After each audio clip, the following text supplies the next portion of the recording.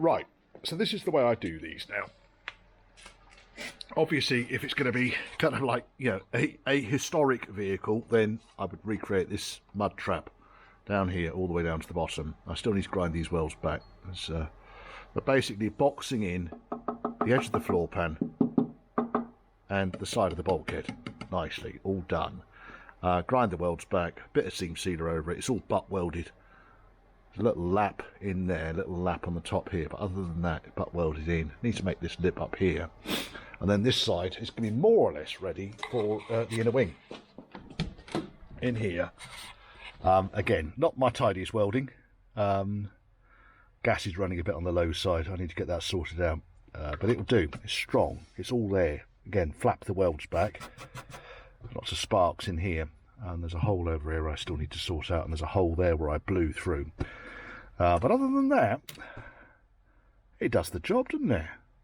You can see there's about a centimetre of overlap there.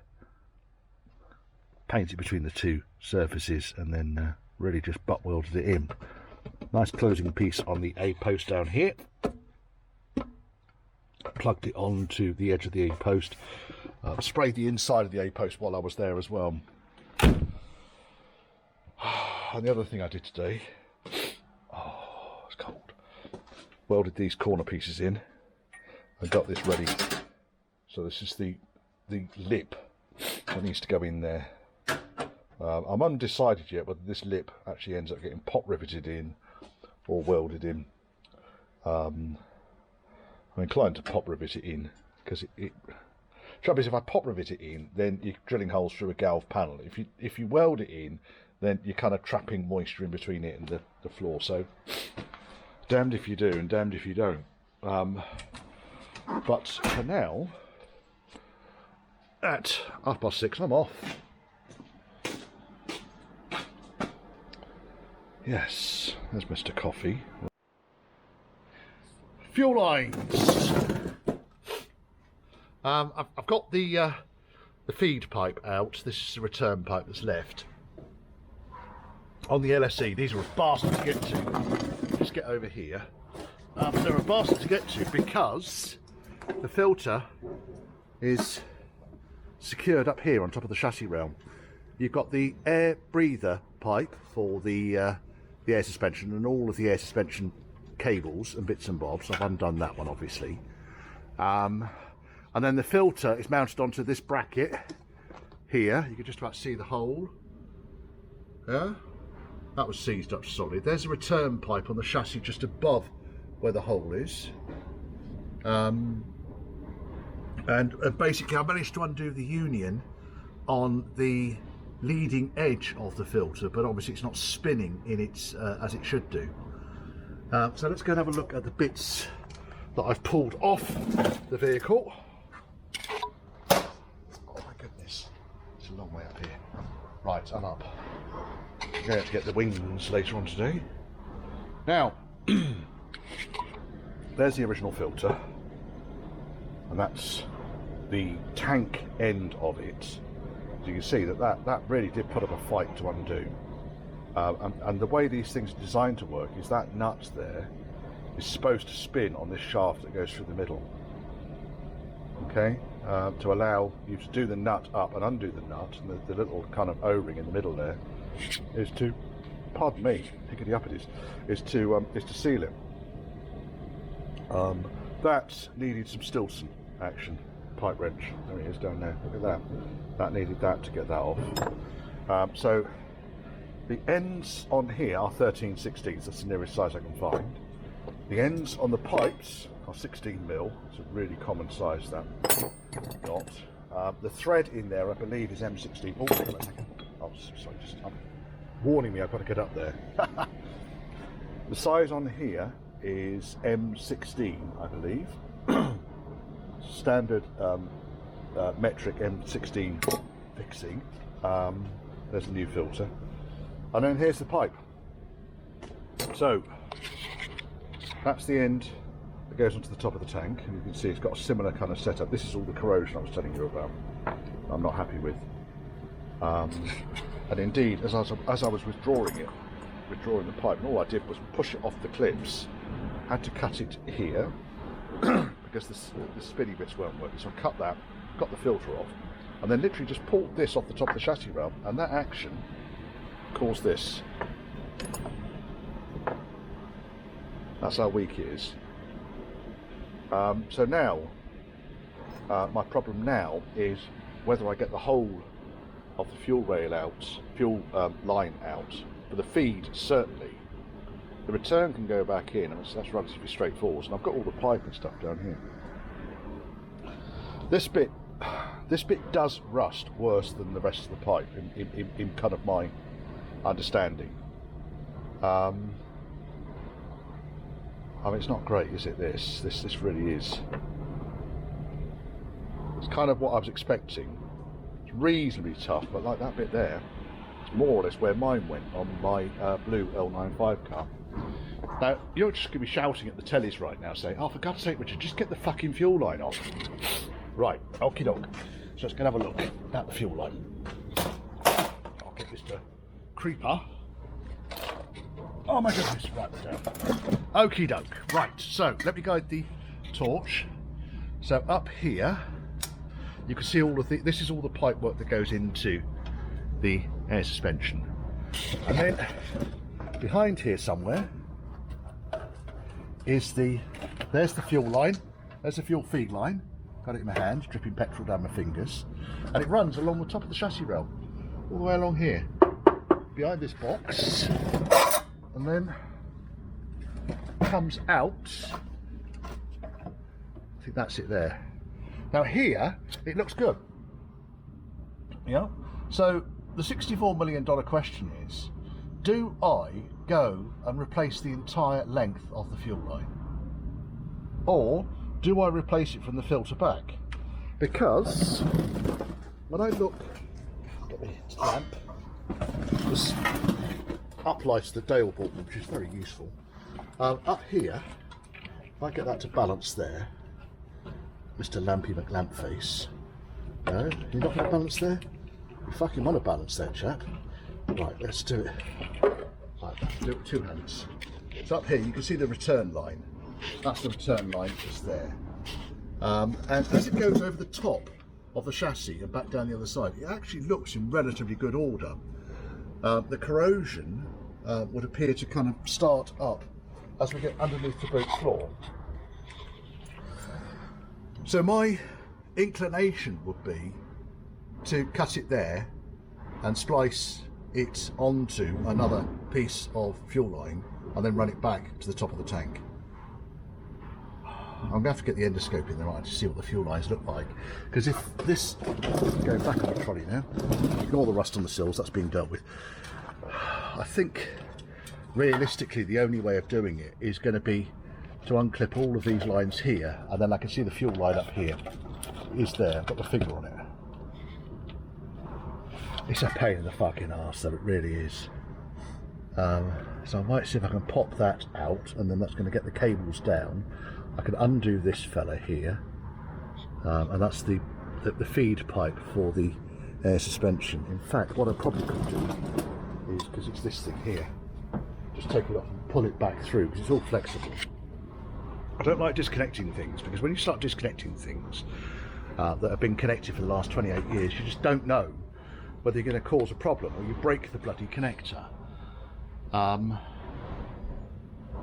So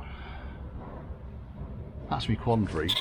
And then the next problem I've got is that all of these fixings and that filter, which is located in a stupid fucking location, all of these fixings and the filter are designed kind of in the original fashion.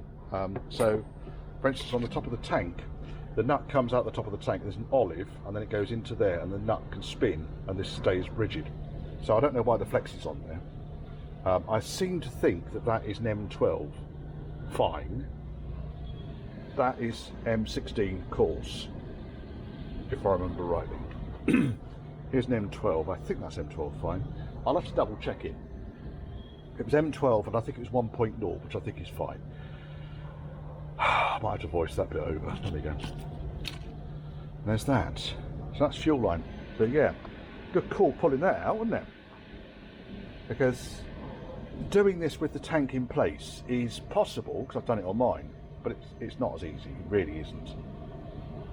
Really isn't. So I'm going to have to go through the Car Builder Solutions catalogue. I think I've got one around here actually. I'll look to see what sort of fuel unions they've got, and if I can actually make up something that's original, or whether indeed I've put the filter up here on top of the tank. I don't know. Make it more accessible, wouldn't it? On the normal Range Rovers without the air suspension, the fuel filter is very accessible. It's not really a problem. Right, I'm going to go and get those wires off now and see if I can assess more of the pipe and pipe work. But obviously this is the pipe that's under pressure. This is the one that's more likely to leak. The return pipe can leak, of course it can leak, but it's not going to leak under pressure. This is like 2.5 bar, 2.5 to 4 bar I think this is. And well, I don't think that would have lasted much longer. What do you reckon? The other thing I've managed to do is to get these bolts out. These are the tow bar bolts that go onto the back end of the chassis, and they were seized in solid. There's the remains of one. Yeah, so let's go to this side. This side was slightly easier. So I cut around the inside of the mounting, because I just bang this back down again and weld it back on again. Cut down the side there, belted it with a hammer, cut directly up there, cut directly up there, and I was able then to drift various little parts of the bolt out. It took a while. It wasn't easy. This side was more difficult. Now, again, another lump of it. Bastard. On this side, I actually had to cut the end off here, so I'm going to have to remake this end piece here, so that it kind of can brace back up again. It's all I need to do is cut a piece of steel out like that, cut the remnants off here and put that back on again. I'm not even bothered about this tube going right the way through. It's more of a drag than a side-to-side pivot. And then, having done that now, and I'm getting a new tank strap today, and the new tank pipes are going to go in, we can actually get the tank back in. Momentous, eh? Momentous. Right, now, I did look just now. Let's go back over here. Up off the bloody floor. Oh dear. Right, let's go back down. So, pulled all these pipes away. Oops, not like it. Pulled all these pipes away from the chassis, and up here you can see that's the fuel lines there at the back. Got my cameras in the shadow. You can see the big metal fuel lines, and even up to the point up here, and I can assure you, even up to the point where it goes up and over the back of the chassis there, it's in very good order. I could slice at the front here, slice at the back, put joiners in, but it just basically means all of this has to come out, and it's a pain in the arse. I think the majority of the fuel line is in good order, and I'm inclined to leave everything forwards of this main cross member that goes underneath the car here. I'm inclined to leave, or everything forwards of the filter, I'm inclined to leave in place, and replace everything after the filter, the bit where it normally rots out. Back wings back on. It's not fully on yet. I still need to put the retaining strap behind there, but fit back on. I wasn't expecting any real dramas, to be honest, because I haven't done anything apart from the rear cross member at the back here. There's a scuff in the lacquer there, I think. That'll polish out. Painted all of the exposed areas in here with a Rust-Oleum paint. I'll do the underside of the car with some more suitable chassis type paint, but this really is to protect it from any surface moisture, which there shouldn't be any anymore, because with all the seam sealing, the welding and the paint in there, there's no chance of moisture going to get in here now. I did the inner wings, protected them a little bit more than the factory would have done by painting them. That was out loud, Richard. And then I had to do a trip out yesterday, so I went up to go and see Atkinson's ABE Supplies Limited and bought a world of stuff. You've probably seen them on eBay selling rear mudguard kits. Yeah, I think the eBay name is Margaret7189. But anyway, it's ABE Supplies or Atkinson's. So I bought the ubiquitous rear mud flaps, which are needed on these cars, I'm afraid, because they stop the rear wheels shooting up crap into the rear crossmember here. I bought a pair of tailgate pins. I bought a new, it's trapped there by the, get out you bastard. I bought a new tank upper strap, brand spanking new. I bought a pair of the little struts that go on the deck panel, stop the slam panel distorting when it closes. I bought a used old stock oil cooler, which is just down there because the original broke. But the main thing that I bought was a pair of these chaps. I'm impressed. I am impressed, actually. What I basically do, I'm just going through lining everything up at the moment. I've been painting, so my hands are covered in paint. But Paul spot welds them together to order, really. He's got them all flat packed and ready to go. And I've done nothing with this apart from just line it up onto the car. So it drops straight in onto the mount at the front, lines up on the back beautifully. There's a little bit of trimming required at the bottom edge of this piece, but he did warn me about that. That's easy enough to do. And it lines up beautifully at the top edge. So I've just put a Acme nut in there just to hold it into place. I'm going to put the other wing on, and I'm going to line up the other panels.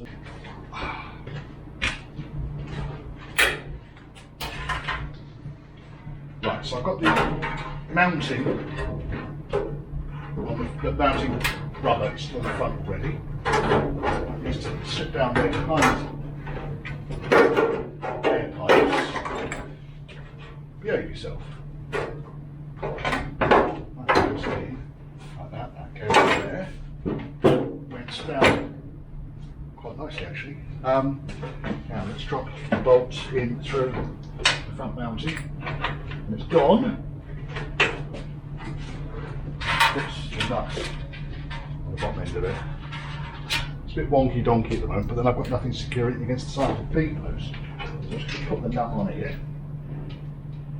B post, A post. There does come a point, Richard, where you just talk some bollocks, you really do. Right, so nuts on the bottom. Clamp you next. Slide him up with the remnants of the old wing, and he sits down neatly on that shelf, which is great news. Clamp in there.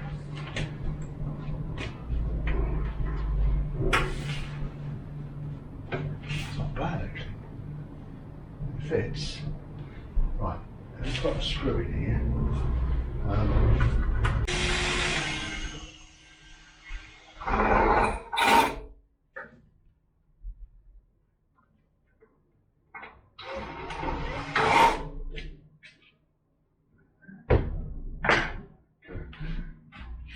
Bloody paint on my head. Easy enough. Put in there. Pull the bulkhead side to take the clamp off.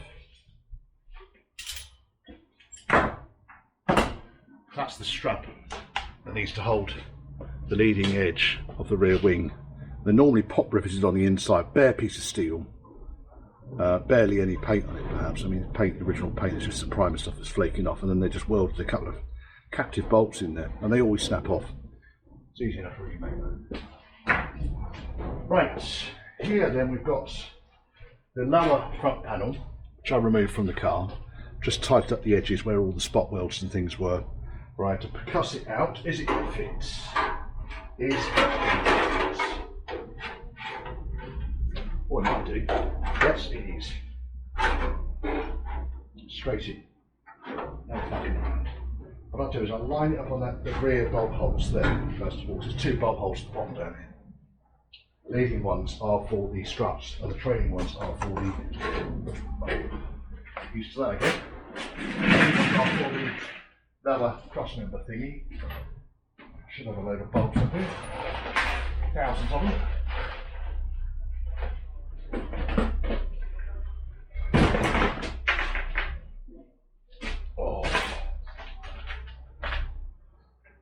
quarter, no,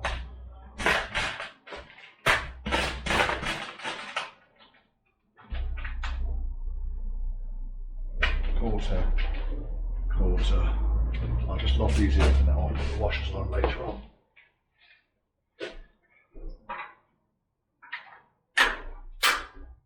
That goes through. I'm not going to bother putting nuts on that. Sort of slotted straight in. That slots straight in. Probably could do with coming in a tiny bit, because I can see where the metal's warped a little bit. I'll have to dress this edge up on the original panel, but it's in. And then we've got the top panel.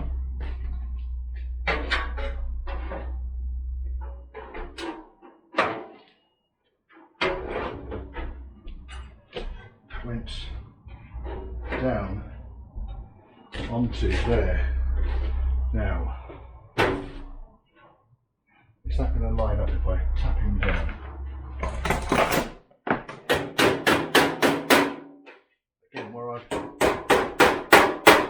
carried the thing up, it's kind of probably going to straighten this panel out as well, so it goes roughly in place.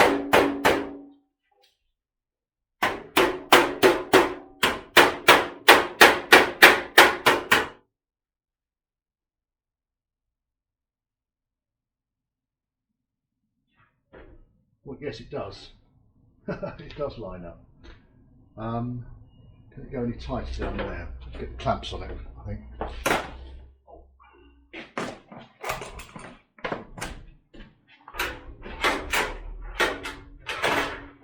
Just tighten that.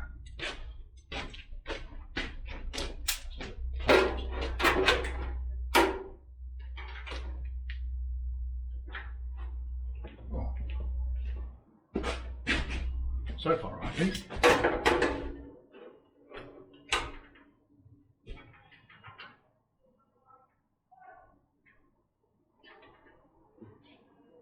Trying to say it fits. That lines up on there, and that lines up on there. With a couple of quarter bolts. One, and two. It's just quarter UNS bolts. Through there, that through there.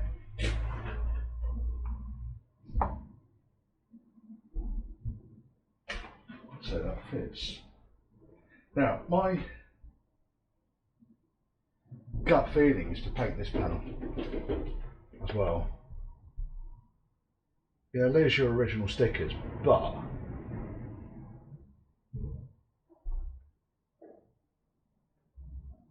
it's just going to look a bit shit, isn't it? When all this has been painted, that's going to look a bit shit.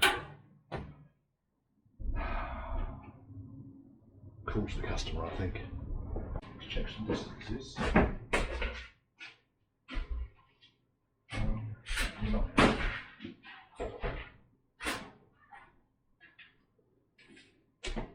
Right, measure from the edge of the bulkhead up to the headlight box.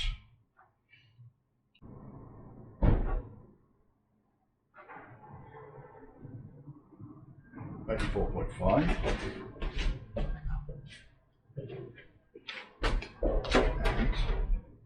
84.5 to within the millimetre.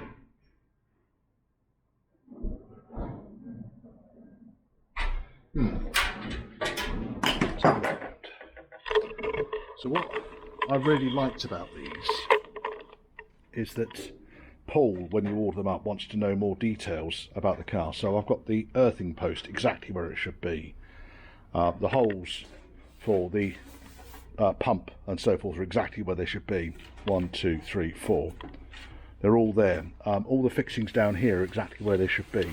There's 2 posts down here for the brakes, exactly where they should be. Ignore that for the time being. I'll get it through that hole there. Everything is exactly where it should be, and they fit beautifully, don't they? I'm really quite happy with that. The only thing I'll need to do here, because you've got 3 layers of steel at this point on the A post where it meets up there, it's kind of, I need to just trim the edge back there so that it overlaps that. And that's why it's probably sitting about 1 millimetre proud here, but it doesn't there.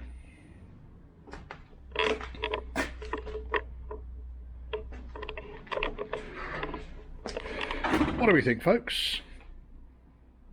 Yes, I think so. I thought so. So, where are we? ABE Supplies.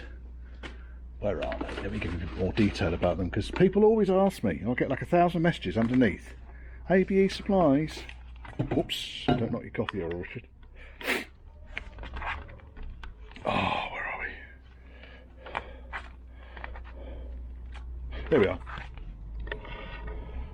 So Atkinson's Bespoke Engineering Limited, ABE, get my drift, independent Land Rover specialist, professional service and remanufacture parts.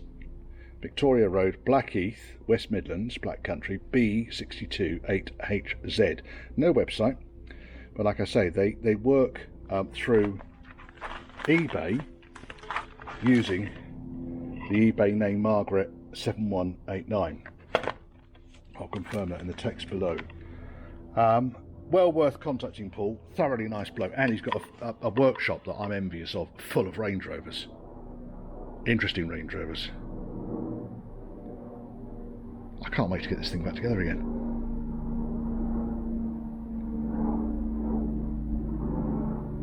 It's really nice. It's really satisfying when you kind of take something like that off. Bag of shite. I've still got to salvage the plastic plate off the edge there. You take something like that off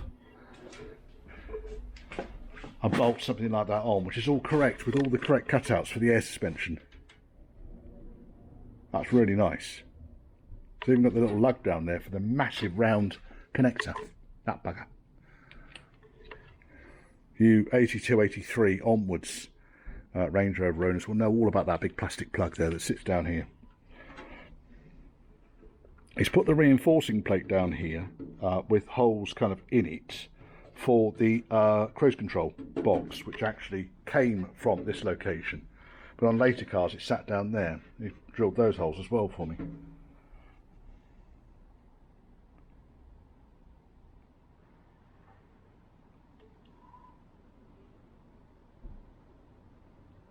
Don't know what else to say really.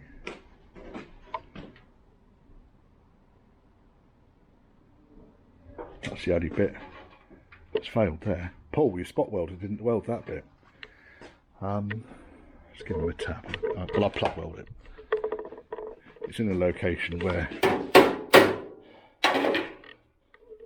just that top one there.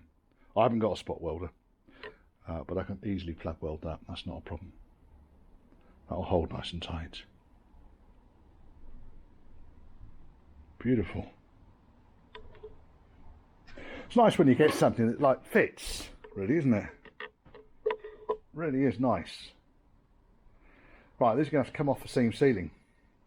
I just want to double check the fitment, just trim the bits where I need to, and then I'm going to seam seal the fuck out of them. I think what I might do here is, do I cut that or do I bang it over? I'm going to bang that over, I think they were banged over on the old wings. I can't remember. In fact, the old bits are down here somewhere.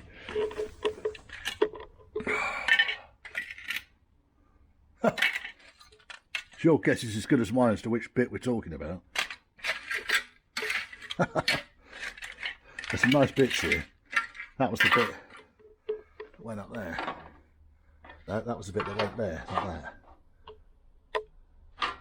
But you've got a hole on there, look. Beautiful. Just fucking beautiful. And once this corner's made up again, all of that space down there will close up. So I'll make a new lip along there and a corner. That's not part of the enemy, that's part of the bulkhead. Cheers, Paul. Nicely sold. Nicely sold. And then what I'll do is I'll drill through the main holes. I'll drill 4 holes along here and bolt the front panel up. It's going to make life easier at some point in the near future, distant future, if should you have to remove the engine, enough easier if the front panel's not in. It saves you having to drill all the spot welds then, fuck up the paint. I don't know. That's how I would do it. I better check with the customer, that's what he wants. Now, to my mind, this front panel wants painting. We're going to lose the stickers, but I'm not convinced it's any great loss on this side over here. Realistically, these ones you can buy brand spanking new. They're all headlight stickers, I think they're lot. That one there, Plymouth Blue sticker, I don't know if you can get. I'll probably be able to get that off in one bit.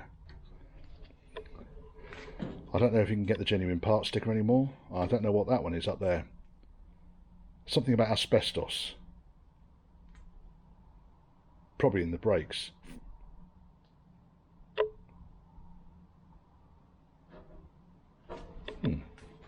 Very nice. Very nice indeed.